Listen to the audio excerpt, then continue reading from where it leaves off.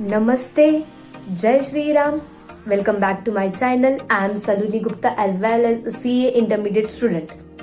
In today's video, we are going to discuss about what are the mistakes that you should avoid while studying law. First, before taking next lecture, revise whatever you have did in previous lecture. जैसे कि आपको बताती हूँ कि क्या होता है कि हम लोग लेक्चर करते रहते बट हम लोग कुछ रिवाइज ही नहीं करते. बट आप सबको पता है कि लॉ आपके लिए नया है. It needs a revision.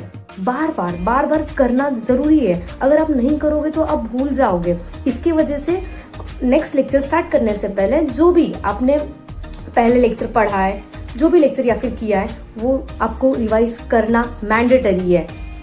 Second चीज, आपको होमवर्क करना बहुत ज़रूरी है. जैसे कि सपोज आपको कोई आज केस स्टडी सिखाया तो वो केस स्टडीज आप लेक्चर होने के बाद लिख के देखिए कि आपको सच में आ रहा है कि नहीं. उसके प्रोविजंस कैसे लिखने, क्या लीगल प्रोविजंस आएंगे, फैक्ट्स कैसे प्रेजेंट करना है, कंक्लूजन कैसे लिखना है. तो आप लिख के देखोगे तो सच में आपको आएगा. So it needs a writing practice. Third चीज, क्या सेक्शन इंपॉर्टेंट है या नहीं है. तो आपको मैं बता देती हूँ कि फाउंडेशन लेवल पे सेक्शन इंपॉर्टेंट नहीं होता है. बट अगर आपको ज़्यादा स्कोर करना है तो आपको सेक्शन लर्न करना पड़ेगा. सेक्शन आपको लिख के आना पड़ेगा, क्योंकि सेक्शन की वजह से क्या होता है कि आपका जो पेपर प्रेजेंटेशन होता है वो काफ़ी अच्छा होता है. आप लोग पेपर चेकर को ऐसा लगता है कि आप यार ये बच्चा बहुत टैलेंटेड है, होशियार है, इंटेलिजेंट है, सेक्शन इसने लिखा है तो इसने पेपर में सारी चीज़ें की होंगे. तो आपको बताती हूँ सेक्शन कैसे लर्न करना है.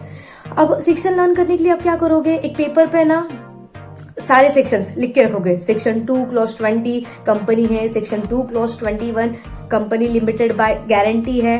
तो ऐसे अब लिख के रखना है, 1 to 1 लिख के रखना. अब उसके बाद क्या करना है, वो आपके जो आपके रूम का वॉल होता है ना उस पर चिपका देना. कि आप कभी एंटर होते हो रूम में तो आपका ध्यान उधर सेक्शन पे जाएगा और आप है ना सेक्शन देख के आंखें बंद करके उसको रिवाइज कर लोगे फटाफट. तो ऐसे ना आप डेली बेसिस पे करोगे तो आपको नॉर्मली सेक्शन लर्न हो जाएगा. 80 to 90% लर्न हो जाएगा. ये चीज़ मैंने भी यूज़ की थी. फोर्थ चीज़, नॉर्मली ये मैंने देखा है कि बहुत सारे बच्चे क्या करते हैं, जो अपना मैट होता है या फिर उनका जो भी स्टडी मटेरियल लॉ का होता है वो सारे हाईलाइट कर देते हैं. सारे मतलब ये पॉइंट इंपॉर्टेंट उनके नज़रों के सामने सारी चीज़ें इंपॉर्टेंट है. बट लिटरली ऐसा नहीं होता. अगर आप सारा का सारा पॉइंट अगर हाईलाइट करते हो तो जब आप रिवीजन करोगे, जब आप लर्न करने जाओगे कुछ चीज़ें उस मैट में से तो नहीं हो पाएगा. आपको लगेगा कि अरे ये भी मैंने हाईलाइट किया तो ये भी इंपॉर्टेंट रहेगा, ये भी हाईलाइट किया ये भी इंपॉर्टेंट रहेगा. तो आपका क्या रहेगा, टाइम भी बहुत ज़्यादा जाएगा उस चीज़ में और आपको समझ भी नहीं आएगा कि क्या चीज़ इंपॉर्टेंट है, क्या चीज़ एग्जाम के 1 day बिफोर करना है. नहीं आपको आएगा. तो highlight what ever is important. ये नहीं कि हर चीज़ आपको जो लग रहा है सारे इंपॉर्टेंट है, बिल्कुल नहीं. ऐसा कभी नहीं होता है. जो चीज़ इंपॉर्टेंट है उस पर ज़्यादा फोकस करो, वो ज़्यादा स्कोरिंग होता है. लास्ट एंड बेस्ट चीज़ जो आपको करनी है, हर चैप्टर होने के बाद आप टेस्ट दीजिए. आप देखिए कि आप आपके खुद के नॉलेज को टेस्ट कीजिए कि हाँ यार मतलब आपने जो भी प्रोविजंस पढ़े कि आपको याद है, जो भी सेक्शंस आपने याद किए क्या आप केस स्टडीज में अप्लाई कर पा रहे हैं. आपको समझ रहा है कि कौन से केस स्टडी में कौन सा सेक्शन यूज़ करना है या फिर कौन सा लीगल प्रोविजन यूज़ करना है. Test is must. अगर आपको सच में स्कोर करना है तो आप हर चैप्टर के बाद कंप्लीट होने के बाद टेस्ट ज़रूर दीजिए. So that's it for today.